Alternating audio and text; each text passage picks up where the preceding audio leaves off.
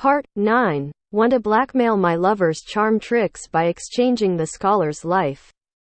I heard that the emperor was at my sister's place a few days ago, and suddenly went to the imperial study in the middle of the night. My sister was surprised, thinking that something big happened in the court. Who knows that after waiting quietly for these days, I didn't hear anything happen. Sister, he was the one who served the emperor that night. Do you know what's wrong with this? Concubine Yan Li Qingyu was sitting under concubine Luo Shu rule, and beside her and opposite were several other concubines. The queen was weak and sick, and did not care about the affairs of the harem, which also spared the concubines from having to worry about each other in the morning and dusk.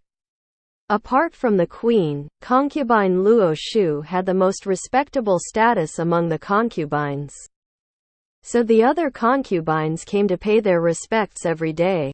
The reason why Li Qingyu dared to be so arrogant and clearly refused to give Shu rule and face was because she was also Xia Linxuan's favorite concubine.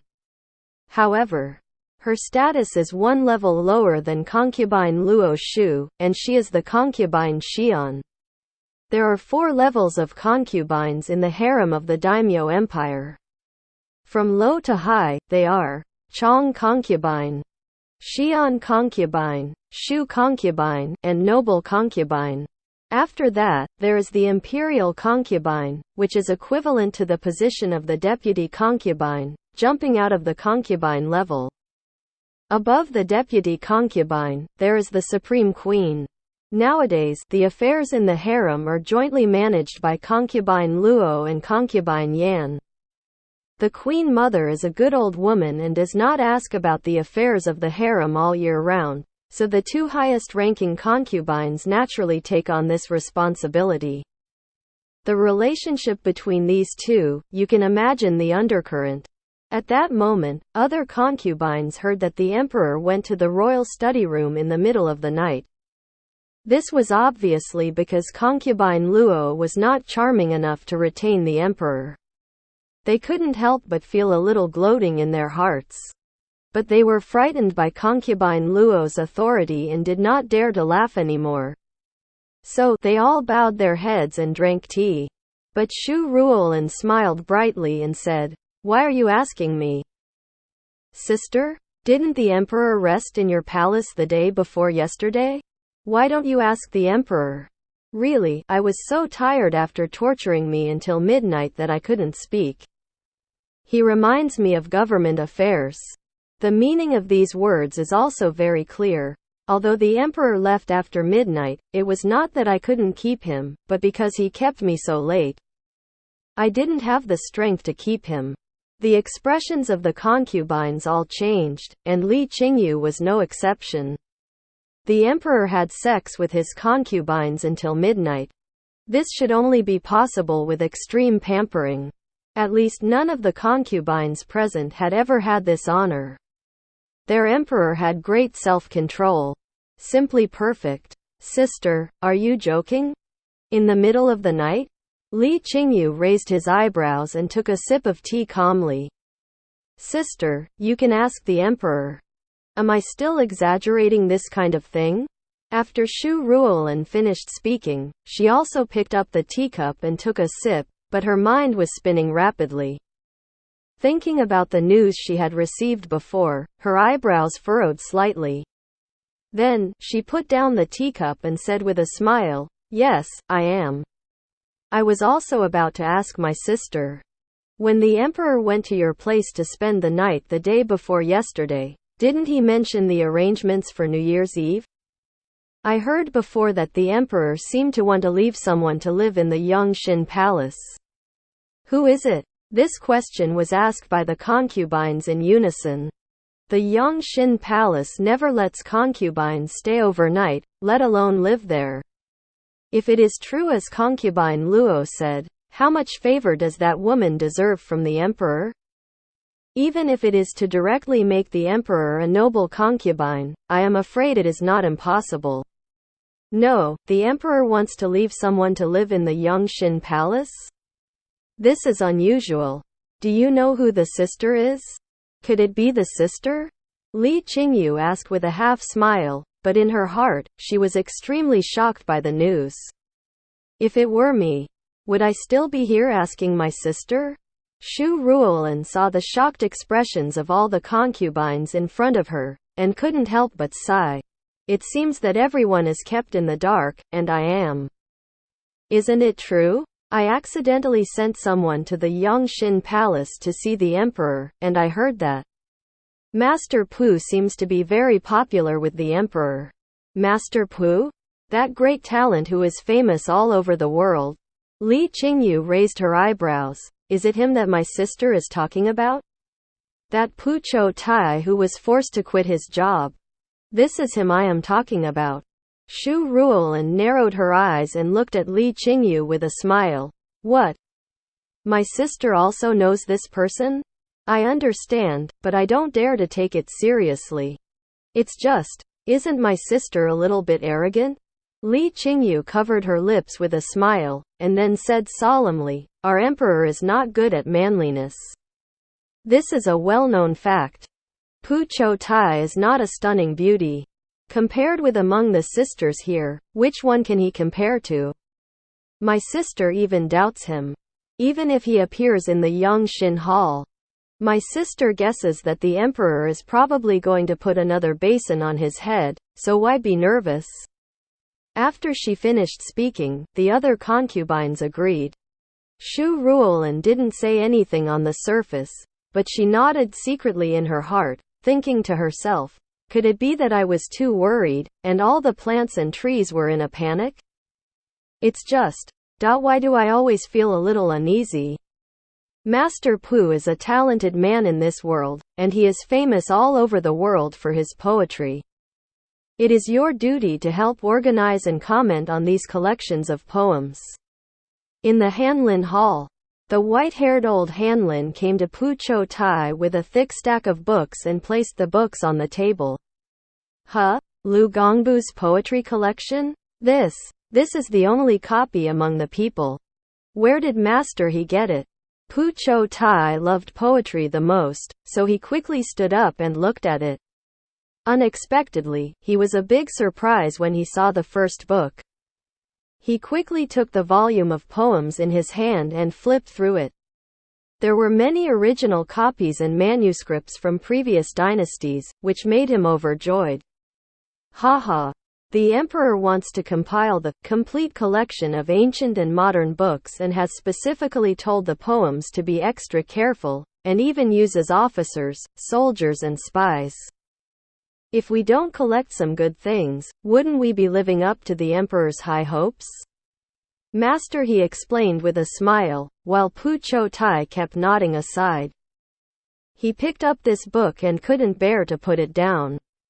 He also felt greedy when looking at that book. For a moment, he was dazzled and didn't know which one to read first. At this moment, I heard the sound of footsteps outside the Hanlin Hall, and then a man staggered to the door. Before he could cross the threshold, he shouted in a hoarse voice, Pu Qiutai, Pu Qiutai. Something big happened. Something bad is going to happen. Master Chan? Pu Qiutai put down the collection of poems and looked up in shock at Chan Yanan, who was sweating profusely. He quickly took a few steps forward, supported the staggering person who might fall at any time, and said in a deep voice, what happened? You. Why do you look so ugly? Bei Shanji. Something happened. Chan Yanan didn't bother to wipe the sweat off his head, grabbed Pu Qiutai's hand, and said with a sad face, I'm done with Qiutai. Baishan collection involves many things, and your majesty has ordered a strict investigation. When the time comes, even I will not escape. What happened to Baishan collection? Isn't that a famous collection of essays written by Master Han? What could happen to it? Pu Qiutai asked hurriedly. Chan Yanan has always been scheming. If the matter hadn't been so urgent, he would never have been so panicked and ignored the appearance that he always paid most attention to.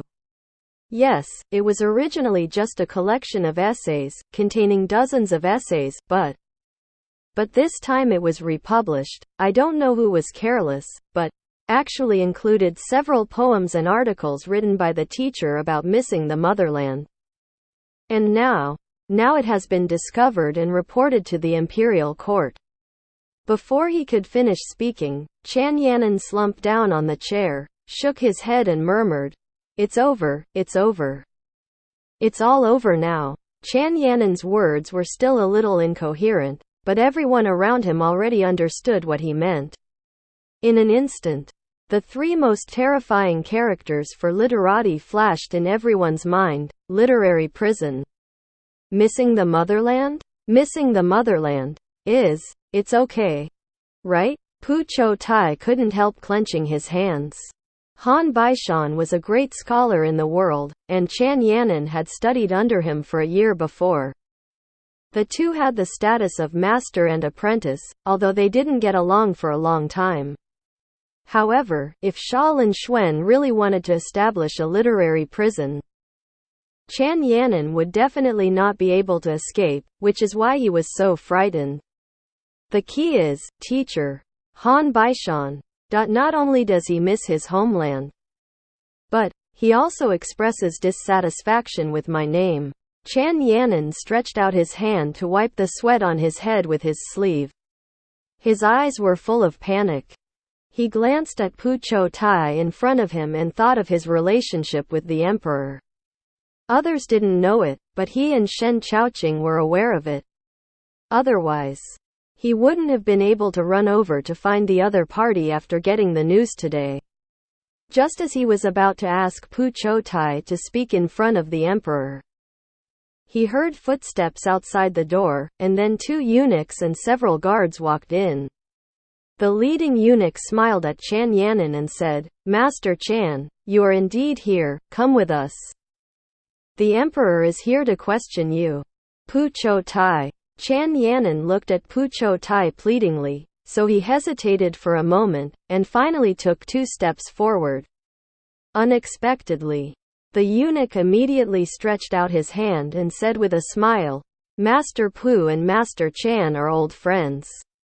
Our family understands this, but Your Majesty, I have specifically told you that Master Pu cannot go anywhere today, and there is no point in going, because the emperor will not see you." Chan Yanan's heart suddenly sank. Not only him, but also everyone in the Hanlin Hall sank.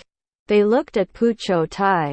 Although they didn't know the true relationship between Xia Linxuan and Pu Qiutai, everyone knew that this was the emperor's favor minister. If Xia Linxuan prevents Pu Qiutai from going to see him at this time, it means that the emperor has decided to use this Baishan collection to create a literary prison. Seeing Chan Yanan being taken away, Pu Qiutai felt sour in his heart. 2 other guards stayed behind, ostensibly to protect Pu Qiutai's safety, but how could he not understand? This is to monitor yourself. For a moment, he didn't even bother to read those treasured poetry collections. He sat blankly in his seat until it was time to go to the government office. During this period, no one dared to discuss this matter. After all, the emperor's personal bodyguard was here. Pu Qiutai didn't know how he got back to the government office. Seeing his lost look, Farong couldn't help complaining, "What's going on? I just went to the government office a few times to be on duty, and I lost my energy again. How can I keep going like this? It's better to ask the emperor for a decree and rest for a while." Pu Qiutai shook his head, and Shuangxi quietly told Farong what happened today. Farong screamed and understood, but immediately relaxed and said to Shuangxi, "Okay, don't worry, the adults won't be involved." Shuangxi now knew everything about what happened between Xia Linxuan and Pu Qiutai. But he had to pretend not to know on weekdays so as not to make his master sad. So, when he heard Farong's words, he didn't know whether he should be grateful or what. "I just feel a little sad in my heart." Farong left the room and was about to order someone to go to the kitchen to bring a few plates of snacks to Pu Qiutai first. When she saw Chan Yanan hurriedly walking into the courtyard, she was a little surprised, thinking that the emperor had called him over for questioning. How? He was not sent directly to jail? She was surprised in her heart but didn't show it at all on her face. She welcomed Chan Yanan into the main room and informed Pu Qiutai at the same time. Pu Qiutai was taking off his official uniform and changing into household clothes. When he heard that Chan Yanan was coming, he quickly invited him into the inner room and sent all the rest away. Then, he asked anxiously, "What happened?" The emperor asked, "What did he do to you? This time, do you think it will involve a lot of things?" Chan Yanan sighed, shook his head and said, "It's not Qiutai, teacher. Han Baishan is probably going to exterminate his clan this time, and the scholars involved, I made a preliminary estimate, there must be at least more than 300 people. Alas! In the final analysis, it is his own business. With such a great reputation, he still refuses to be an official because of his advanced age. The emperor does not force him. So he is just happy to stay at home and take care of himself. Why is he still so restless? He also has a wide circle of friends, and there are countless scholars who associate with him. This time it is really going to end." Pu Qiutai said anxiously. What does it have to do with others? The emperor cannot be unreasonable. Chan Yanan sneered and said, "Qiutai, the officials presiding over the case this time are all veterans of the daimyo empire. Even the elder Shen Ga was excluded. They usually hate a scholar literati. If we get the handle this time, if we don't deal with it severely, will we be spared?" Pu Qiutai knew that what Chan Yanan said was the truth. He sat firmly on the chair and felt cold all over when he thought of the brutal literary inquisition that had been unleashed in the past dynasties. Because literati can be said to be the most terrifying group, they control the country's mouthpiece and the direction of public opinion. Moreover, they are talented and often loyal and unyielding. Over the years, after the change of dynasties, there has always been a group of scholars who miss the previous dynasty. It was not tolerated by the king of the new dynasty. Therefore, from ancient times to the present, I don't know how many large-scale literary inquisitions have occurred. The largest one was more than 300 years ago. In that literary inquisition, more than 600 scholars were beheaded, and more than 300 literati were sent to the frontiers. From then on, he died of old age, poverty, disease and hard work. After Xia Linxuan moved the capital, although he brutally suppressed the opposition forces among the people, he had not yet touched the literati who had never bought into his favor. Originally, Pu Qiutai thought that he was particularly kind to scholars in this regard, but he did not expect that when Long Yanfu got angry today, he would be thunderous. In other words, Xia Linxuan was not showing kindness to the literati. He had just been waiting for an opportunity to get rid of those scholars who harbored the former dynasty's intentions for him in an honest and fair manner. The more Pu Qiutai thought about it, the more he felt cold. Suddenly he looked at Chan Yanan and said anxiously, "Master Chan, you were summoned to the imperial court today for questioning. Didn't you say a few words for everyone? Your Majesty, Su Ri Li is also included. I rely on you." Before he could finish speaking, Chan Yanan smiled miserably and said softly, "Qiutai, do you think the emperor's respect for me will be as high as his trust in the important ministers and veterans of the Ming dynasty? What's more, Han Baishan's articles are conclusive evidence of guilt. How can I speak for them? In order to clarify myself, I don't even dare to claim the title of teacher and student." When he said this, he grabbed his hair in pain and murmured, "I can't die. I still have a wife and children. I can't be buried with Han Baishan." Pu Qiutai's face gradually changed from shocked to dull. Qian Yanan's move is actually not unexpected, is it? He was forced to become an official. But this outstanding man who knew current affairs took the initiative to become an official that day.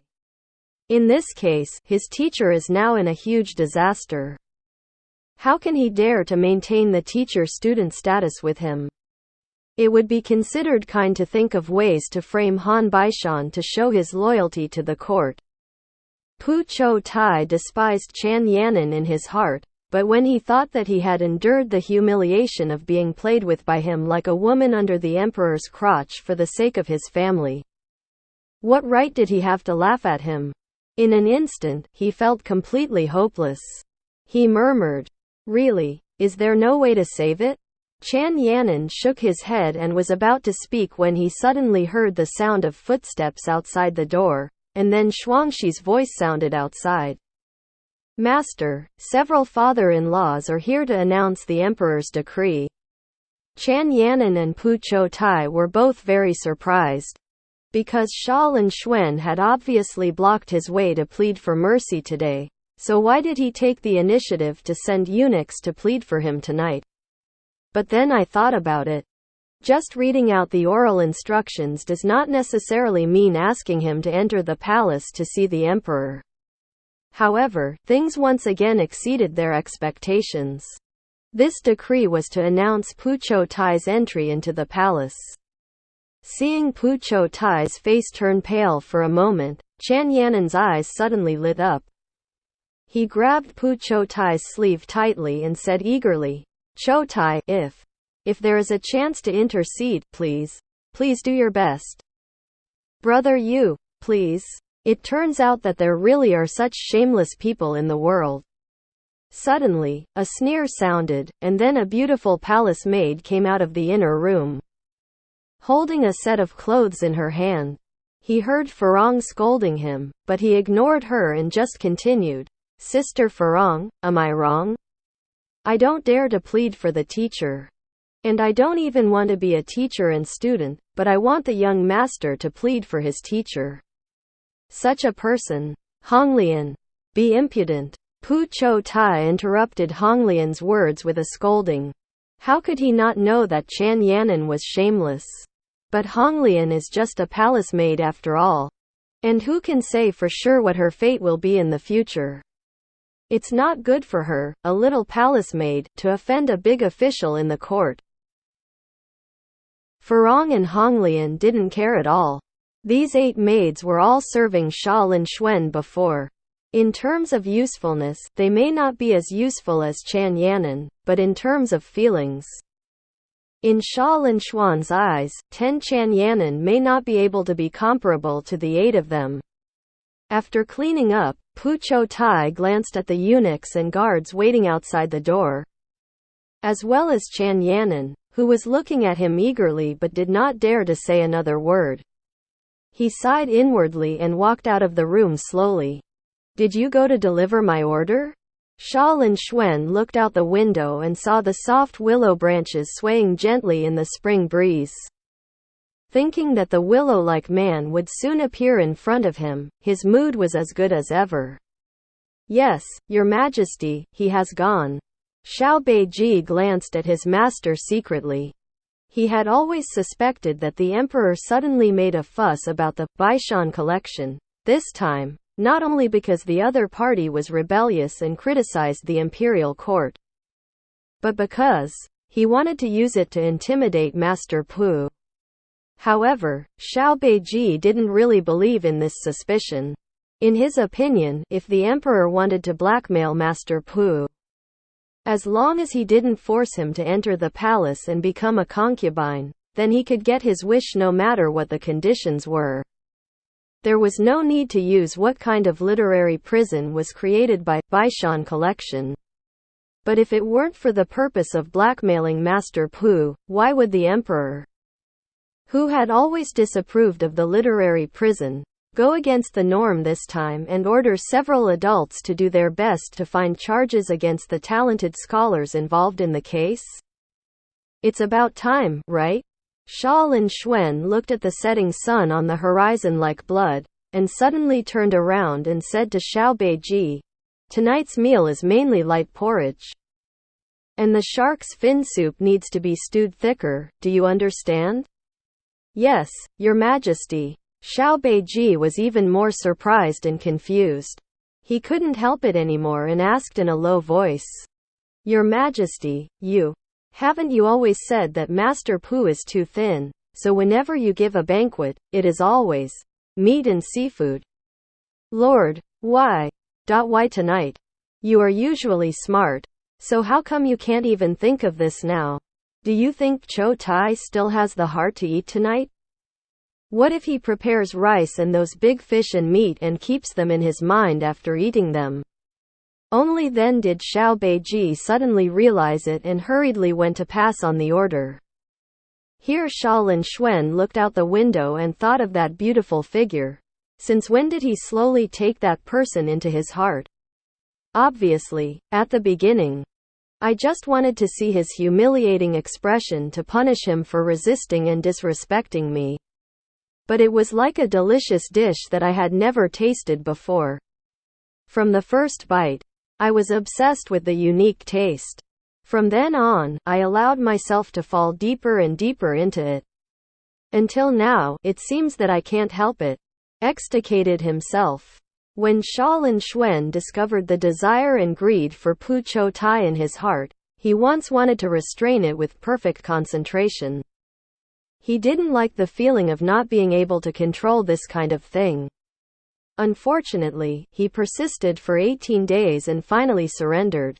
I think Pu Qiutai spent those 18 days very happily, and his usually pale complexion actually had a hint of blush.